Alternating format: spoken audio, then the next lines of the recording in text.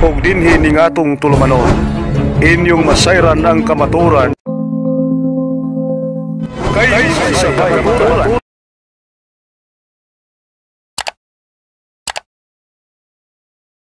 Painting, Pastor Prissy, ang kining kaluwasan di ay, pwede pa, dili din ni, hinpit ng kaluwasan, pasabot, kay kung di mo nahutay, dili din maluwas. So, kining mong daruganan di ay, yung kaluwasan, dili pa ni hinpit. Hinpit ko kay maura man ang kaluwasan na, no? Sa magulo. Kondisyon lang, hutay lang. Dili man pasabot kay hingpit din ata mo lahutay. Hingpit gani 100% nga naluwas ka. Mo na hingpit, wala kulang.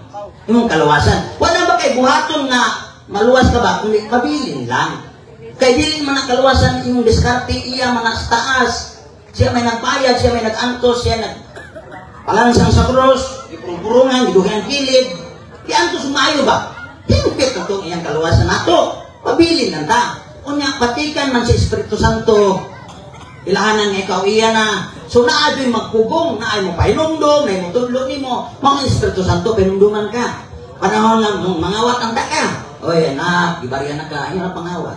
O, stop po ka. Hinap po ka mangawat. Mabisbot ka. Guided ka sa Holy Spirit. Sa imong paglakaw, ni mananlog ang kalibutan. Kay kauban ni mo si Kristo. Kaya niyo si Kristo, wala ka may mahimo kung wala ako. Basta ta. Sa Juan 15:5. Juan 15. Aron maklaro na to, no? Kaya dasang naglibog na. Inyong pamalandungan gini akong tubag. Kaya dini basta nga tubag nga gama-gama ra niyan. Okay na, okay na? Okay. Ako ang punuan sa paras o kamo ang mga sanga. Ang mapabilin kanako. O ako diha kaniya, mamunga daghan. Kay kung wala ako, wala kamoy mahimo. Manahuman ka na luwas, wak ka kasagdin niya. Ubanan ka niya. Wakay mahimo kuha siya. Munang ang naluwas karon makasinati sa balang espiritu, o niyo na ang naiusan ni Kristo, bag-o nang binuha. So naay kalainan sa mga tao. Nga wala, mutuo, wala mo. Okay. So, naik nangutana, gitsat na po, nangutana. Simple na pangutana ni. So, dapat yun pula hutay, aron maluwas. Yes. So, sa una kay Katoliko man ka, na ibalhin mo ka gunagin, sa bukwa ka maluwas, kaya ibalhin mo ka. Dili man sa relihiyon ang lahutay. Ako no, hindi ko disuron ba? Kaya ang pangutana, ang pangutana man God, dapat mo lahutay. So, kung bunagin ka, pagkamat mo kay bunagin ka, nilahutay makas pagkabunagin, sure, maluwas ka, mo yung punto. Karon kay Katoliko, maka sa una, hingbalhin makagpunagin, o pasabot, huwag ka kalahutay. Di, lagi na yun. Galangan kong oras, hindi wala yung pili na akong pagsaysay. Pagtuos na tayo ni Kristo. Dili, kundiriyon o grupo. Yung Kristo tayo, Kristalina, ang manlahutay, pagtuuman, di ba sa ganyan ni Pastor Luis? Ang pagtuo. Okay na. Nagabot ka ng reliyon. Okay na. Nag-iskot ka ka kuyawi. Nag-iskot ka kuyawi. Usa ka pangutana. Pangutana.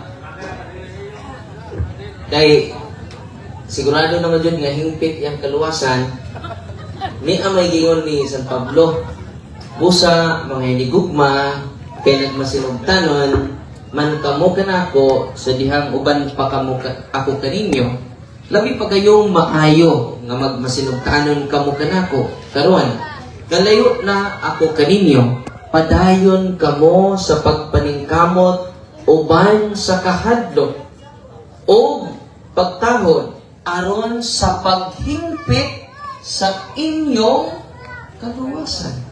Kato pa dili pa hingpit. Nagkaroon, hingpit naman yun mo ha. Kisa may natubuan na ni.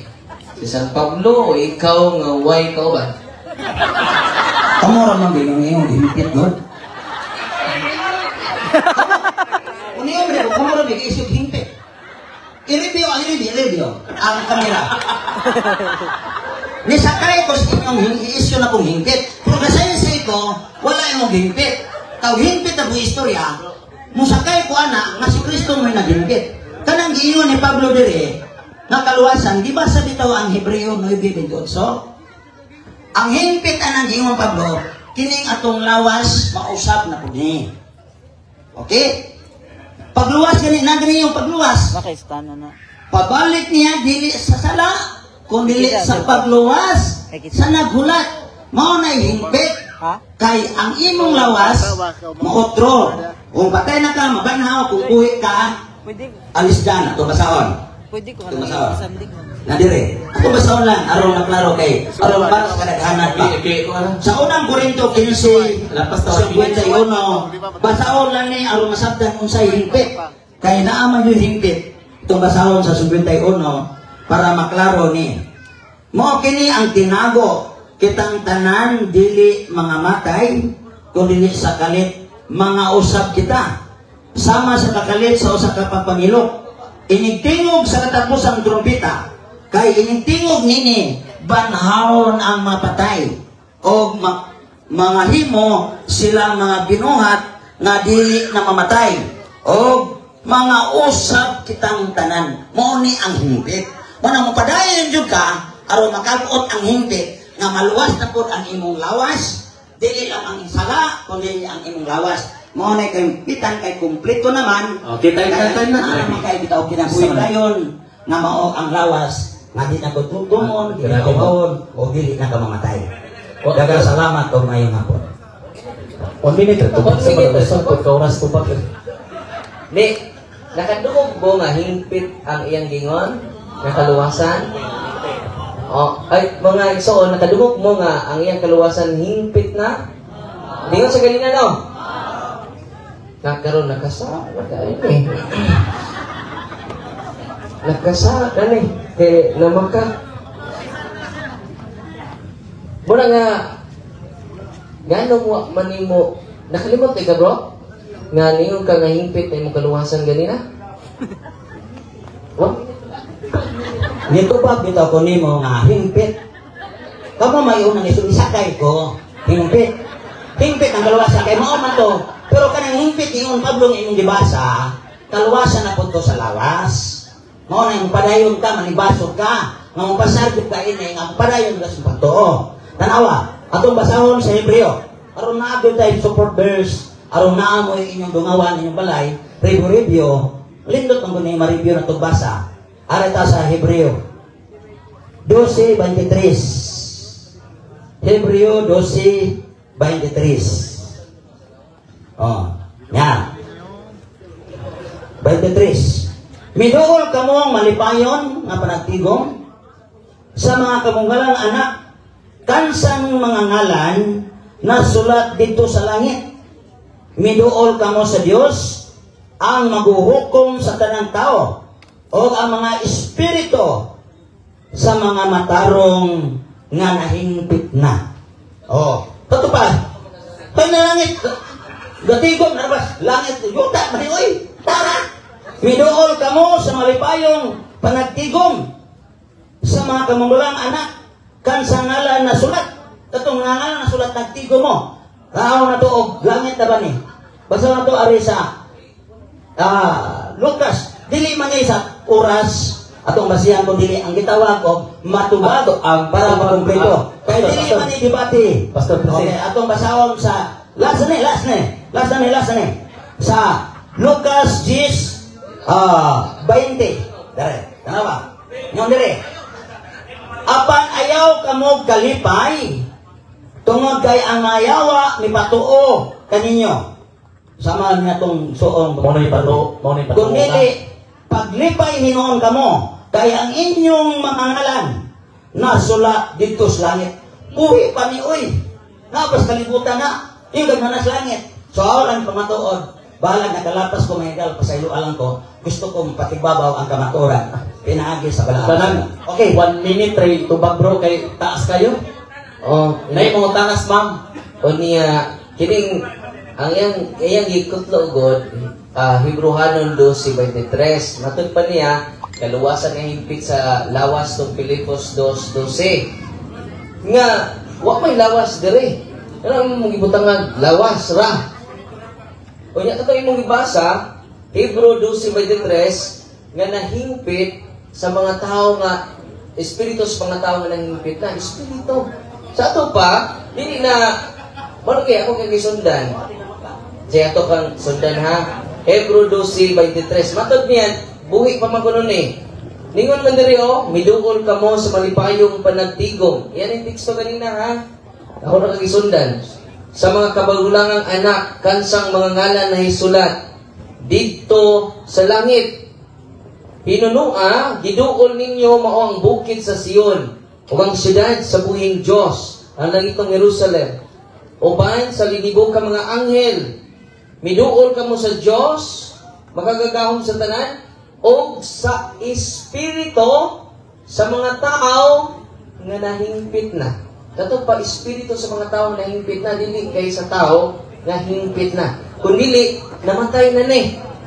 Ang pagkutanan ako, bro, tingol makaganina, nga hingpit na imong kaluwasan. Sa Pablo, dili pa hingpit ang kaluwasan. Para makapagutan ng uban, mo ni, kinsay among tuhuan.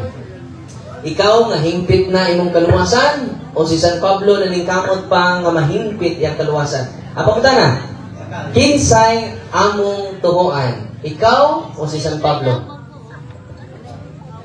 Si Pablo, God, mooy ang ituan kay ni adapt pa kung Pablo. Ha? Gawas o gabot-buot o ako dire. Kang Pablo ko ni base. Kay si Pablo ni angkon kung sa Roma 9 kita, apel siya. So, si Pablo akong inulo o maayo o akong isulting dugang diri si Padre Pio. Kailan mo Padre Pio? Oh. I will stand on the gates of heaven and will not enter until all my spiritual children are with me. Sa ito pa, klaro nga buhi pa dahil siya kasi hindi kasuat anak. So, luwas siya. Maraming story nga klaro, hingpit na ang kaluwasan o mabot na nga ang lawas mo otro. Mo na ikong Pablo. Kung kaluwasan sa sala, hingpit na. Sa Hebreo 10:25, karok ni niyo diri 25. Dili ako tubag lang ni. Aron maklaro kay aron naa may kuan good. Dara. 25. Dara. 25. Dili nato undamon ang batasan sa panagtigom sama sa gibuhat sa uban. Hinunoang maginisigay kita labi na kay nasayod kamo na hapit na moabot ang adlaw sa pagbalik sa Ginoo. Na panagtigom na langit eh. Okay. Atong si Brad Edgar Logan, atong mangutana ni Brad Pastor rin sa CFD Taliban, Brad Edgar Logan. Okay, so mga ekson, atong baro mo ni kay kanina, naingon siya nga luwas na kuno siya. Naluwas na Ako pangutanan ni mo, Chris. Naluwas ka ba dyan ka? Naluwas lagi siya kanina sa iyang hukom rin ngayong Hindi kaugalingon. siya patubag ate. Naluwas ka ba dyan ka o di pa kaluwas? Huwag man dali ka maminot. Balik-balik na naluwas lagi ko, kahit si Kristo nagluwas na ko, nito, pugo kayo makasala ko. Alam mo, kung akin na iluwas, at sa balik ko, o ko'y labo. Okay, luwas na. Gaantos, muna yung taon niya, muna walis pare, kasi Kristo ang kordero sa Diyos, na nagwagtang sa las kalibutan. Ang mutuo, may kinabuhin dayon. Yung rin may apil. So luwas na gina siya. Kana. Asa na pangutanan na, ang taong luwas na, asa may butas ito, langit o inferno? Ang luwas, Asa ibutang? tama lang. Kumbaga ba? Asa ibutang sa Ginoo ang taong luwas na, langit o inferno? Pagkakaroon, Asa ibutang ba? Langit o inferno? ikaw ba? Pagkabasa ko. Di pa pili rin ako, asa ibutang sa Ginoo ang taong luwas na, langit o inferno?